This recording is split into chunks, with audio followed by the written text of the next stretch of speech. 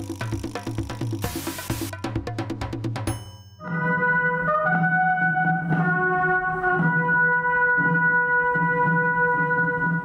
et messieurs les élus, mesdames et messieurs les responsables d'associations patriotiques, mesdames et messieurs.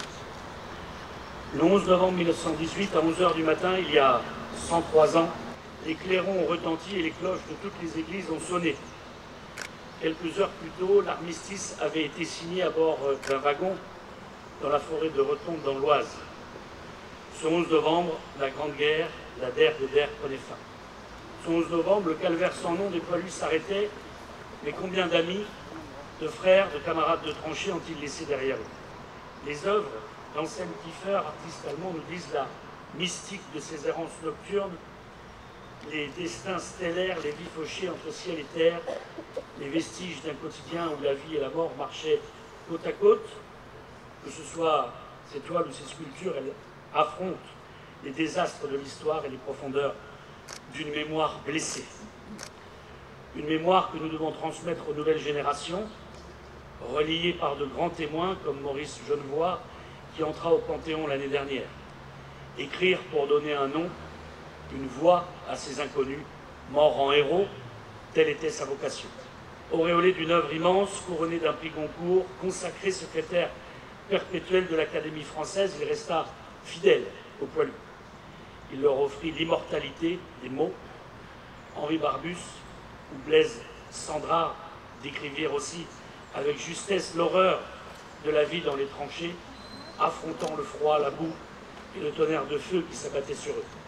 La désolation des champs de bataille, la destruction des campagnes, où ne subsistait plus que la silhouette calcinée des arbres, faisait partie de leur quotidien. Beaucoup de ceux qui sont rentrés avaient perdu le goût à la vie. Beaucoup étaient défigurés, aveugles, amputés. Le bilan effroyable de cette guerre, vous le connaissez tous, et les chiffres donnent le vertige. Pour la France, 1 400 000 morts, dont 600 000 victimes civiles, 3 millions de blessés, mutilés, ce que l'histoire appelle les gueules cassées. La France écrit ici ses plus belles pages de bravoure, mais à quel prix? Le prix le plus fort, celui du sang de millions de ses fils fauchés, est tombé au champ d'honneur dans la Marne, à Verdun, au chemin des Dames ou dans la Somme.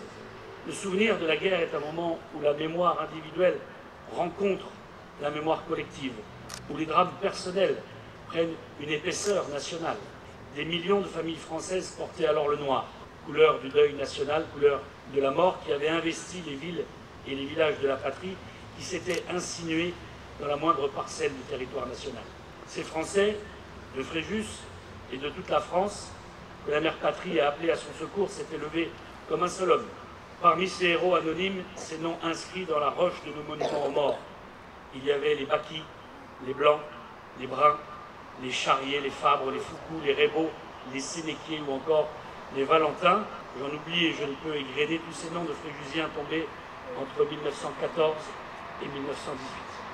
En ce jour, nous rendons également hommage aux soldats inconnus, représentants anonymes des combattants morts pour la France, pour que la flamme du souvenir ne s'éteigne jamais, pour que l'on se rappelle de ces héros. Sa flamme est ravivée chaque jour sous la voûte de l'Arc de Triomphe à Paris. Mais si on éclaire le présent à la lumière du passé, on regarde aussi le futur en contemplant notre présent. Et hélas, l'actualité nous rappelle chaque jour, avec son cortège d'images tragiques, que la paix est bien fragile. Et ce ne sont pas les bougies ou les slogans qui mettront un frein à la barbarie et à ce brouillard anxiogène qui envahit parfois notre société. Pour autant, nous ne devons pas nous résigner, car l'amour de la France et la défense de nos valeurs doivent nous guider pour que les Français puissent de nouveau demain vivre dans la quiétude. Certains sont animés par un courage et une abnégation hors norme. Je pense notamment au sergent Maxime Blasco du 7e bataillon de chasseurs alpins de Vars, mort pour la France le 24 septembre dernier lors d'une action de combat au Mali. La même année, il avait reçu en juin la médaille militaire pour la valeur exceptionnelle de ses services. Alors que les derniers combattants de la Première Guerre mondiale se sont éteints, nous perpétuons le souvenir de la Der des Der pour que nos enfants ne soient pas infirmes de leur passé et qu'ils sachent que des Français se sont battus pour rester libres. Ces Français demeurent le lien vertical qui nous relie à la mère patrie, à notre mémoire commune. Alors, plus que jamais, restons attachés à notre histoire et soyons-en fiers. Je voudrais conclure par cette formule de Clémenceau.